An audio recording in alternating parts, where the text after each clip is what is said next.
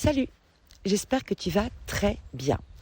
Alors, on va profiter du transit de l'axe nodal dans l'énergie de l'axe Bélier-Balance. On en a déjà parlé ces précédents podcasts. C'est une actualité forte, surtout qu'on approche des éclipses qui se tiennent sur cet axe-là. Donc, les dynamiques ont tendance à se faire de plus en plus sentir en ce moment. Pour aller approfondir du coup quels sont les enjeux dans les relations que l'on établit entre soi et les autres, qui vont être, enfin soi et l'autre d'ailleurs, parce qu'il est question des relations singulières en face à face dans cet axe-là, et pas les relations avec un groupe. Quels sont du coup les enjeux présents en fait dans ce transit d'axe nodal. Alors très franchement, je ne sais pas encore comment je vais intituler ce podcast. Est-ce que je vais le classer dans la catégorie karma ou pas? Parce qu'en même temps, la catégorie karma se veut un peu intemporelle. Mais bon, en même temps, tout ce qui est karmique est un peu intemporel. Dans 9 ans, on aura le passage de ce même axe nodal dans l'autre sens, en inversé, c'est-à-dire on aura le nœud nord en balance et le nœud sud en bélier, et on reprendra la même dynamique mais dans l'autre sens. Donc j'ai peut-être le placé à propos du karma. Bon voilà, je t'invite du coup dans ma réflexion intérieure au passage. Alors, cet axe bélier-balance, donc le je incarné dans l'esprit du bélier et le nous incarné dans l'esprit de la balance. Qu'est-ce que ça vient nous dire et comment ça peut nous éclairer aussi sur des dynamiques relationnelles que l'on peut établir ou que l'on a pu établir, et la manière dont ces dynamiques relationnelles se sont révélées être des expériences évolutives ou pas.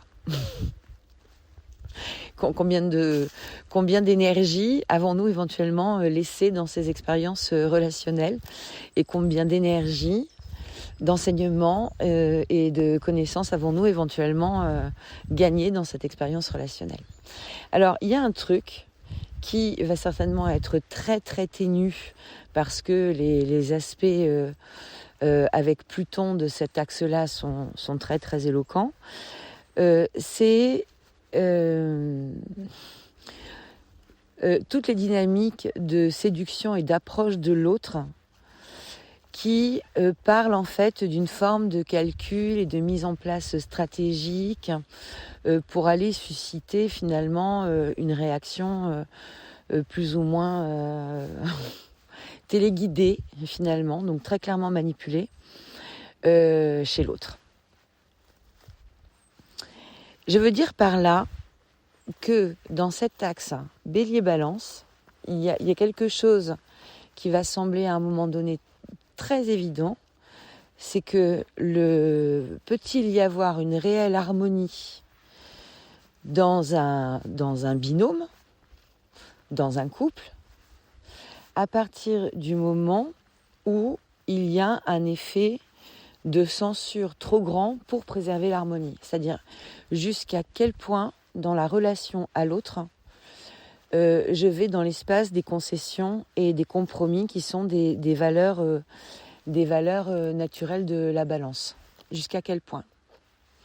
Jusqu'à quel point, en fait, que je ne tombe pas non plus, je mets sur mon tronc d'arbre, mais bon, c'est peut-être un petit peu dangereux, on va voir. Quelles sont les zones sur lesquelles j'ai basculé entre la norme en fait d'un compromis sain, en fait, sain pour la relation, sain pour tout le monde, et la zone de positionnement sacrificiel sur l'autel de la relation.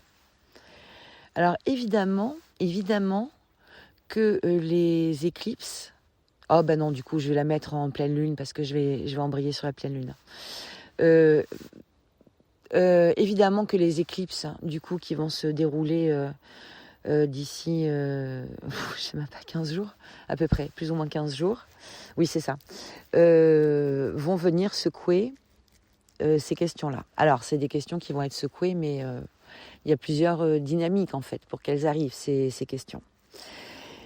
La question c'est tout d'un coup, alors ce qui pourrait vraiment être à l'œuvre en ce moment, hein, dans ce que l'on observe, et dans ce qu'on va observer plus particulièrement à la pleine lune du 29 septembre, donc là la prochaine qui arrive ici, c'est, on a parlé de ça avec Isabelle dans le podcast de clôture de la saison 4, c'est reconsidération des contrats. On en avait parlé quand on parlait de ce que c'était en fait la fête des archanges et la Saint-Michel le 29 septembre, que c'était aussi le moment où les contrats de location des terres agricoles s'arrêtaient. On avait parlé de ça. Donc là, on est complètement à fond dedans. Mais on ne va pas forcément parler de terres agricoles. Enfin, ça peut, hein, mais ça ne va pas être forcément l'objet là. Mais c'est évaluation, en fait, du contrat.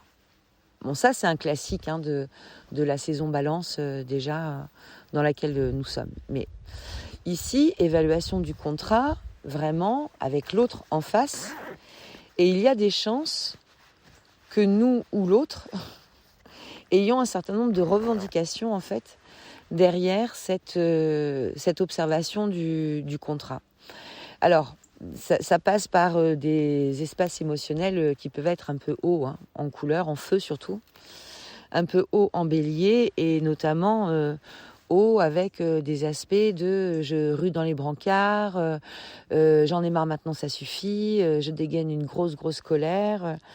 Et du coup des dynamiques émotionnelles qui peuvent parfois être excessives. Je dis bien parfois, mais voilà, après, il n'y a pas qu'une façon de bien faire. Hein, donc, on fait aussi parfois comme on peut. Mais ça va être intéressant de peut-être pas aller dans cette dimension extrême de la colère. C'est là où le nœud nord en transit en bélier, là, qui du coup s'active, nous parle de ce qu'est la saine affirmation de nous dans la relation. Et la saine affirmation de nous dans la relation, en fait, elle pourrait se décomposer en deux grands triptyques. Un, la capacité à honorer mes besoins singuliers, mes besoins individuels, mes besoins propres. C'est-à-dire ne pas attendre, donc à honorer moi-même, c'est-à-dire ne pas attendre de l'autre qui vienne nourrir mes besoins. Ça, c'est pas des rôles au sein de couple. Ce sont des rôles de parents et de petits-enfants. Mais ça veut dire nourrir dans tous les sens du terme. Hein. Nourrir émotionnellement, nourrir par la prise en charge de dossiers de ma vie que moi je peux pas porter, etc., etc. Donc, le bélier, le nœud nord en bélier, il dit attends, on revient à une autonomie en fait sur le plan de mes besoins d'intimité, mes besoins de calme, tout ce qui m'est nécessaire en fait. Si j'ai besoin de manger par exemple, parce que voilà, pour je ne sais quelle raison, si j'ai besoin de manger 2 kilos de viande par semaine, ce qui est énorme quand même, hein, mais bon, en face de mon partenaire de vie qui, elle, est végétarienne, faut que tout le monde soit d'accord. Mais il ne faut pas s'attendre à ce que la compagne végétarienne puisse aller cuisiner la viande rouge autant de fois qu'il y en aura besoin, quoi. Donc ça peut aller jusque-là, en fait, dans les exemples de vie rencontrés. Donc, autonomisation de ses besoins en propre, c'est-à-dire on se prend en charge. On a besoin de se rappeler qu'on a un rendez-vous à tel endroit, on a besoin de se rappeler qu'on a un rendez-vous à tel endroit. Voilà, on n'est pas en train de se décharger comme ça sur l'autre. Et alors d'ailleurs, il y a un truc qui est très rigolo à observer et qui parle vraiment de ça dans les couples. Alors ça se fait un peu moins sur les générations actuelles, mais il y a toute une génération un peu plus vieille où très souvent, quand le couple sort, la femme se retrouve à prendre le portefeuille du mari dans son sac à main,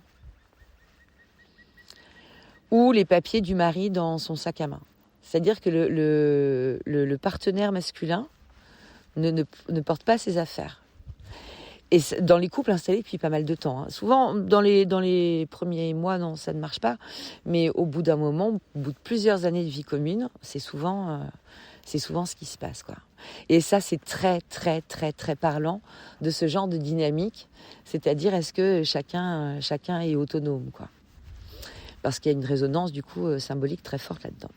Alors, dans cet espace relationnel, dans ces contrats qu'on est en train d'observer là du coin de l'œil, alors soyons clairs, hein, si on les observe du coin de l'œil, c'est parce que on a certainement des vécus d'insatisfaction.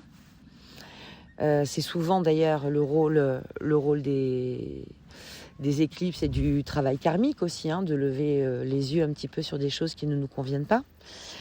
Ruer dans les brancards va pas être l'option la plus intéressante parce que ce qu'on espère quand même souvent, ah ça y est, j'ai qui vient là, ça c'est mon petit shadow qui arrive. Le déséquilibre, ah bah ils vont me couper la parole longtemps. Alors ça, c'est une huppe faciée qui vient de faire ce potin là que tu viens d'entendre, c'est une huppe faciée.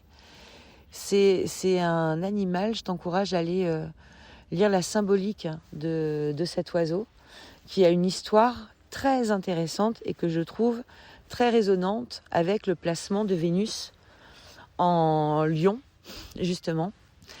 Et ça va me permettre de voir aussi pourquoi le moment est si crucial cette année. On va plonger aussi un petit peu là-dedans.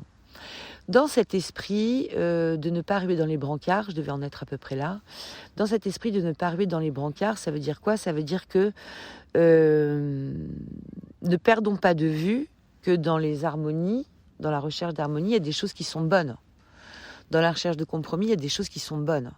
Donc les dynamiques en fait de braquage, de surréactivité, surréaction en fait à ce qui se passe au sein des couples, des partenariats, des binômes, et à proscrire. Par contre, il y a un vrai appel à lucidité avec l'emplacement de Mercure en ce moment dans le signe de la Vierge aussi. Salut toi. Un vrai appel à lucidité. C'est-à-dire que si on se rend compte que l'autre nous fait porter des besoins qui ne sont pas OK.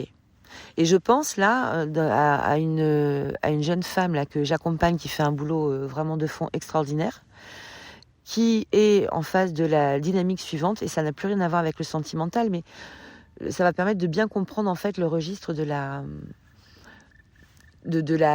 dynamique en fait relationnelle. Elle monte un projet, donc elle a un projet qui lui tient vraiment très à cœur depuis longtemps, pour lequel elle n'osait pas se lancer, etc. Dans son processus, elle trouve un local dans lequel investir pour mettre en place son projet. Et elle a tout de suite une de ses connaissances qui s'associe à elle, donc contractuellement. Donc là, on bascule à ce qu'on appelle les relations de maison 7 et du coup qui sont traitées par la dynamique de la balance en ce moment. Donc recherche d'accords contractuels, etc. Comment on se met d'accord, qui emprunte quoi, répartition des parts, création d'une SCI. Je te passe toutes les dynamiques contractuelles associées avec tout ça. Mais voilà, toujours est-il que l'idée c'est 50-50. Et là, quelques jours de la conclusion en fait de ces accords-là, en fait, prise de conscience et lucidité qu'on n'est pas du tout sur du 50-50, mais pas du tout. Et que dans sa dynamique à elle, qui a une dynamique de première intention en fait, sacrificielle au sein de la relation, en réponse à une histoire qui lui est propre, qui lui est spécifique, qui lui est singulière, là, lever de bouclier avec cette prise de conscience que non, en fait, le deal, il n'est pas équitable. Dans les faits, sa partenaire dans cet échange-là lui demande de porter beaucoup trop. Donc je te renvoie à l'image de celui qui porte le portefeuille de l'autre, tu vois. Lui demande de porter beaucoup trop. Et elle est absolument pas bénéficiaire en fait de ce deal, mais de la même façon que celui qui se retrouve à porter le portefeuille de l'autre va le porter. Donc va se fatiguer. Doit considérer qu'il va porter plus que son propre poids de départ. Donc un deal qui d'entrée de jeu en fait est défavorable en fait pour elle.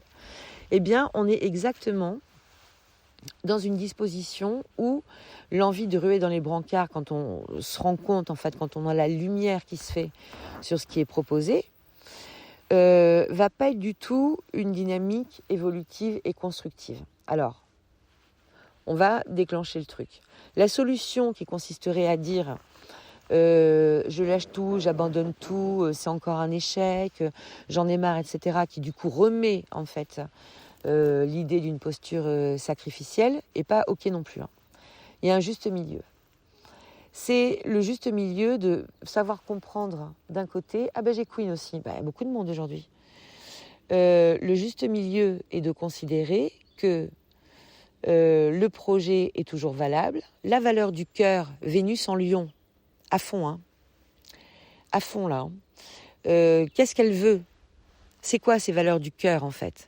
Et parce que dans Vénus, il y a notre entrée relationnelle, il y a notre prise de contact relationnel, il y a la vibration de notre désir sous la forme d'une relation. Il y a la vibration de tout cet espace-là. Vénus,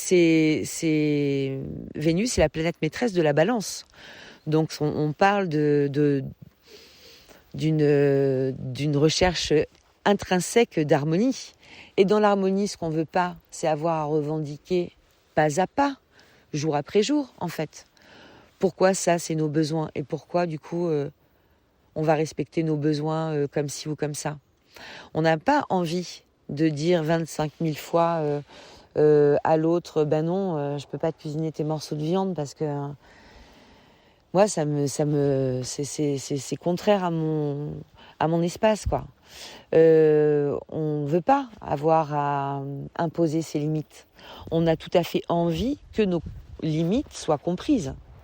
Bon alors, c'est un peu un conte de fées, hein, de penser que les limites peuvent être naturellement comprises par l'autre.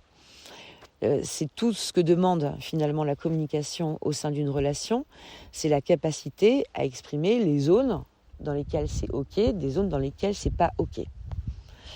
Alors le bélier, là, il va essayer d'exprimer davantage sa dynamique, dans l'idée que, non, en fait, c'est pas là, on n'est pas ok, donc le contrat s'arrête.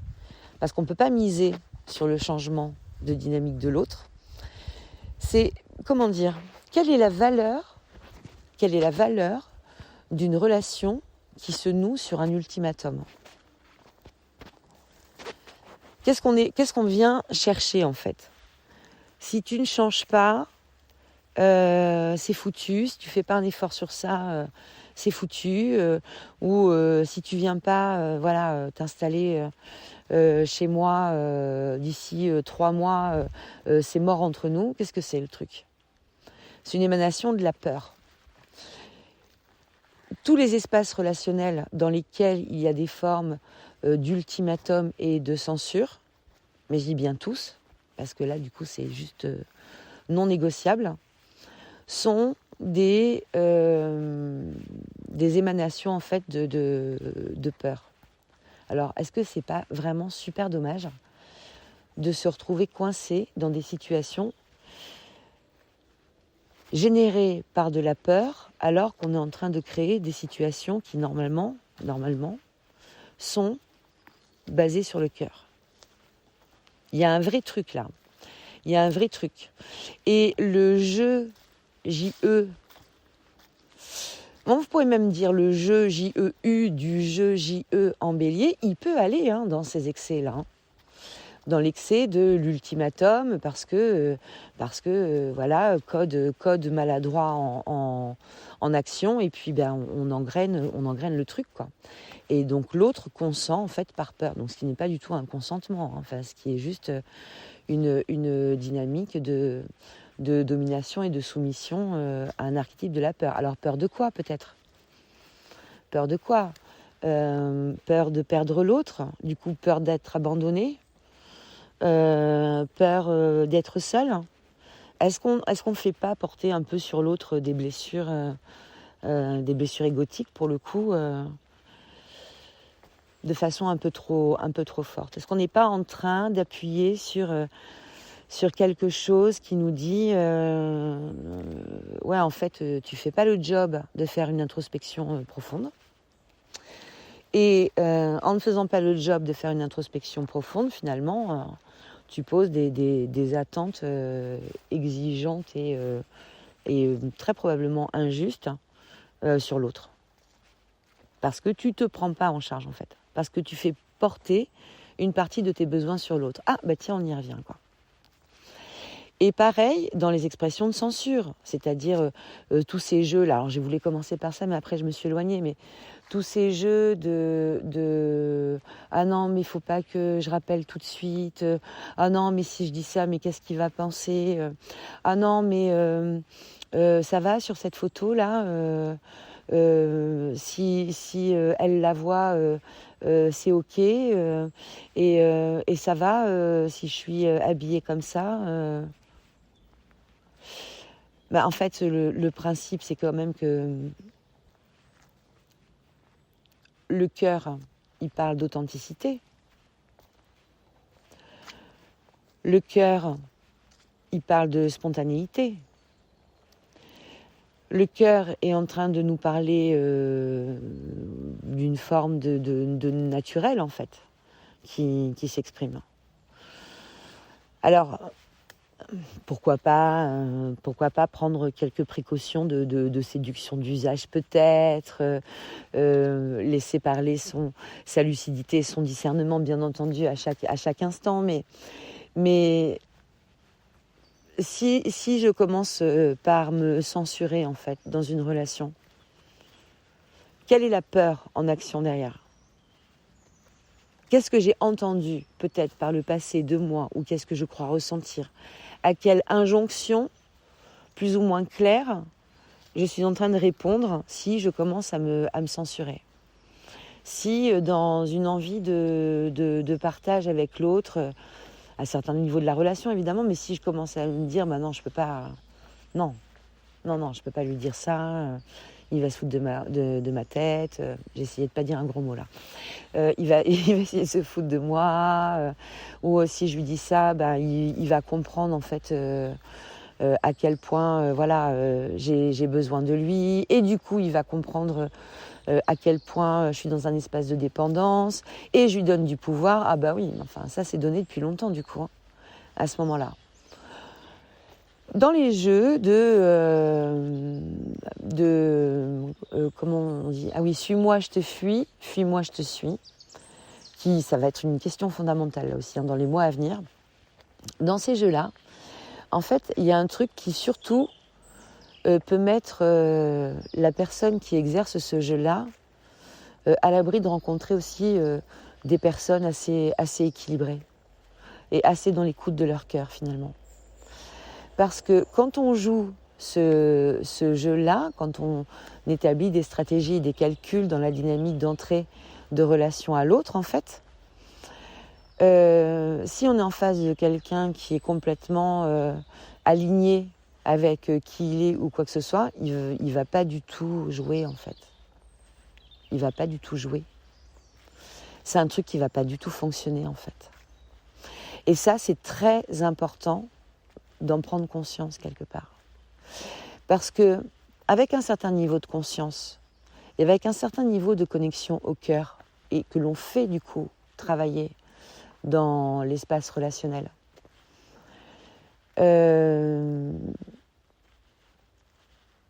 quelqu'un agit comme ça avec moi, ben j'ai envie de dire, mais c'est quoi le délire, quoi? Il y a un problème dans les calculs, Kevin. Bon, voilà, c'est aussi c'est aussi un angle de lecture qui peut être très intéressant. Donc comment est-ce qu'on pose notre espace relationnel? Où est notre dynamique d'authenticité, de spontanéité? Est-ce qu'on a été, avec toutes ces perspectives-là, dans une dynamique constructive de nos propres limites? Est-ce qu'on est en train d'apprendre des choses par rapport à ça? Ou est-ce qu'on vient d'en apprendre? Ou est-ce qu'on est sur le point d'en apprendre? Parce qu'on le sent quand on va devoir mettre des limites. On le sent toujours. On le sent toujours. Ça vient piquer parfois de nombreux mois avant que ça se présente vraiment. Mais on sent les espaces dans lesquels il y a un espace dans l'espace, ouais, qui est comprimé quand il y a un problème. On le sent. Donc je te propose d'observer cette pleine lune qui du coup est pas du tout sur l'axe Bélier-Balance, mais qui est sur l'axe Bélier-Balance, mais qui n'est pas du tout pour l'instant une éclipse. Je te propose de regarder cette pleine lune du 29 là, comme cette dynamique en fait très profonde de bilan de contrat en fait. Bilan de contrat. Dans les couples, ça peut être la question de fond, si on veut que ça continue, qu'est-ce qu'il faut qu'on change, quoi. Mais vraiment, en fait. Vraiment, parce que c'est des changements qui doivent être OK, en fait, très profondément par rapport aux besoins de chacun. Donc c'est pas un petit boulot, hein, c'est un gros boulot quand on veut que les choses s'enclenchent sur un niveau supérieur. Mais c'est un très, très joli travail d'évolution conjointe à faire. Et puis voilà, chacun verra selon sa situation, au juste endroit où il est, les dynamiques, rétribution, contribution, quelles que soient les formes d'énergie qui soient dans cette contribution-rétribution, tout ça, ça se questionne. On a une perception de nos désirs et de notre dynamique vénusienne beaucoup plus forte. Vraiment, vraiment beaucoup plus forte en ce moment, quoi. Il y a une forme de rétablissement de la dignité, mais vraiment de l'émanation vénusienne. Donc ça propose, du coup, cette réflexion, l'évolution de nos valeurs, avec quel concept, en fait, j'ai déjà joué, avec quel genre d'histoire j'ai déjà goûté, quoi. Et qu'est-ce qui est OK et qu'est-ce qui n'est pas OK? Qu'est-ce que j'ai envie de revivre? Qu'est-ce que je n'ai pas envie de revivre? Et comment je m'y prends? Qu'est-ce qui m'a conduit précédemment dans ces types de relations-là? Qu'est-ce qui m'a conduit dans les types de relations dans lesquelles j'ai ressenti un grand partage? C'était quoi mes clés intérieures? C'était quoi ma vibration intérieure? Est-ce que je suis capable de recontacter les émotions qui m'ont traversée?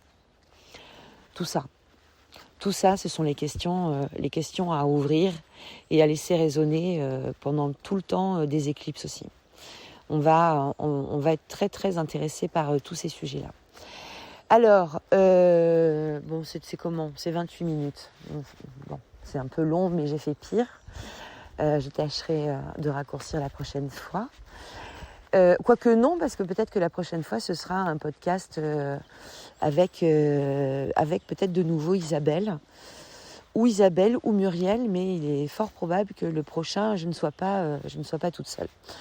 Donc, ce que je voulais te dire, en attendant, c'est que de toutes ces dynamiques précises qui sont en marche en ce moment, et que nous avançons gentiment mais sûrement vers la saison sombre dans la tradition Wiccan, et que cette saison sombre est un moment idéal en fait pour aller mener du travail introspectif.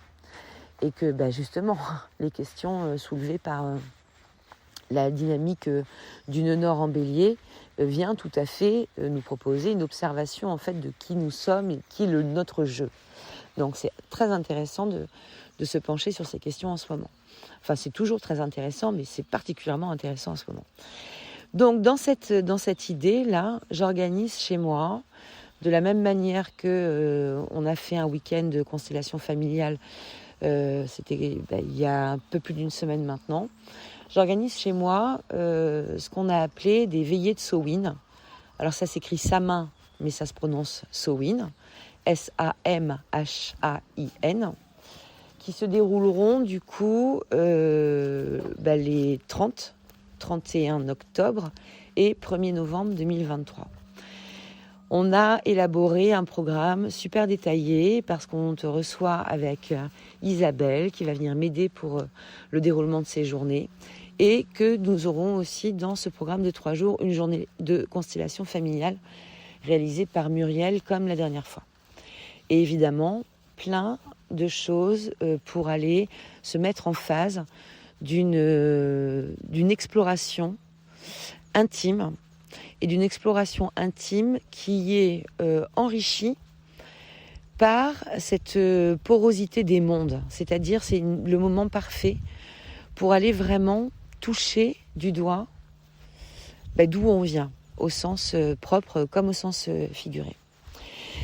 Donc 3 jours de veillée de Samhain, tu as les indications sur mon blog, tu as les indications sur mon Insta, tu as les indications sur mon Facebook, mais peut-être un petit peu moins.